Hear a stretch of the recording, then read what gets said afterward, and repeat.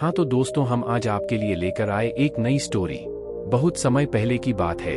गौतम बुद्ध एक बार अपने आश्रम में अपने शिष्यों के साथ ध्यान कर रहे थे। उनके शिष्यों में से एक शिष्य बहुत बोलने वाला था। जितनी चाहे उसने बातें की, किसी भी समय चुप नहीं रहता था। गौतम बुद्ध ने उसे एक दिन बुलाया और कहा, चुप रहने की आदत डालो। शिष्य हैरान था। उसने सोचा, मैं क्यों चुप रहूं? बोलना तो मुझे अच्छा लगता है। परंतु वह गौतम बुद्ध के वचनों का आदर करता था, इसलिए उसने उनकी सीख को माना। गौतम बुद्ध ने उसे दिया एक छोटा सा उपाय।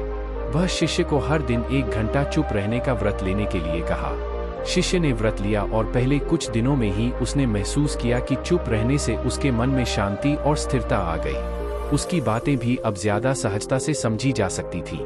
धीरे धीरे उसकी बोलने की आदत कम हो गई और उसने अधिक सुनना और समझना शुरू कर दिया। गौतम बुद्ध ने उसे समझाया कि चुप रहने से हमें अधिक समय अपने विचारों पर ध्यान देने का अवसर मिलता है, जिससे हमारा मन शांत होता है और हमें अधिक समझने की क्षमता मिलती है। इससे हम अपने जीवन में सुधार ला सकते हैं और अधिक उत्तम बन सकते हैं। इसी तरह उस शिष्य ने चुप रहने की आदत डाली और अपने जीवन को सुधारा। गौतम बुद्ध की यह सीख उसके लिए बहुत महत्वपूर्ण साबित हुई कि चुप रहने से हमें अधिक समय अपने अंदर की सुनने और समझने का मिलता है, जिससे हम अपने जीवन को और भी उत्तम बना सकते हैं। गौतम बुद्ध अपने शिष्यों के साथ एक लंबी यात्रा पर निकले। यात्रा के दौरान उन्होंने देखा कि उनके शिष्यों में से बहुत से अपनी बातें बहुत करते थे, परंतु कुछ भी विचार नहीं करते थे। इस पर बुद्ध ने एक दिन अपने सभी शिष्यों को बुलाया और कहा, मैं एक नई आदत सिखाना चाहता हूँ। इस आदत का नाम है चुप रहना। यदि तुम्हें कोई भी बात करनी हो तो तुम्हें सिर्फ एक शब्द में कहना होगा। शिष्यों ने बुद्ध की बात मान ली और वे सभी चुपचाप हो गए। उस दिन से जब भी बुद्ध कुछ पूछते या कहते, शिष्यों ने सिर्फ एक शब्द में ही जवाब देना शुरू कर दिया। कुछ दिनों बाद बुद्ध ने एक दिन अपने एक शिष्य से पूछा, तुम्हारा सबसे अच्छा आदत क्या है? शिष्य ने धीरे से एक शब्द में कहा, चुप। बुद्ध ने मुस्कुराते हुए कहा, बहुत अच्छा, तुम्हारा यह नया आदत तुम्हारे लिए बहुत उपयोगी साबित होगा। चुप रहना, सब कुछ सुनना और फिर सोचना, यह तुम्हारे जीवन को सुखी और संतुलित बना सकता है। उस दिन से शिष्यों ने चुप रहने की आदत डाली और वे अब अपने विचारों पर ध्यान देने लगे।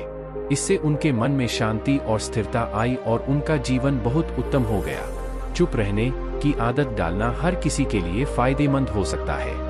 यह हमें अधिक सुनने और समझने की क्षमता प्रदान कर सकता है और हमारे जीवन को संतुलित और खुशहाल बना सकता है। एक समय की बात है जब गौतम बुद्ध अपने शिष्यों के साथ एक वन में ध्यान कर रहे थे। एक दिन उन्होंने अपने एक शिष्य से कहा, चुप रहना सीखो। शिष्य हैरान और चौंक गया। उसने पूछा, गुरुदेव, चुप रहने का क्या मतलब है?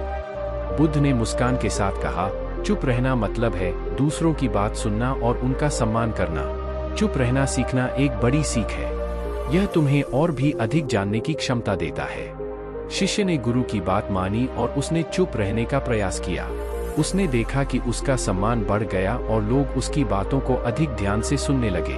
इसके बाद से वह शिष्य चुप रहने का महत्व समझ गया और उसने इसे अपना जीवन का हिस्सा बना लिया। गौतम बुद्ध की यह सीख उसके लिए अनमोल शिक्षा साबित हुई।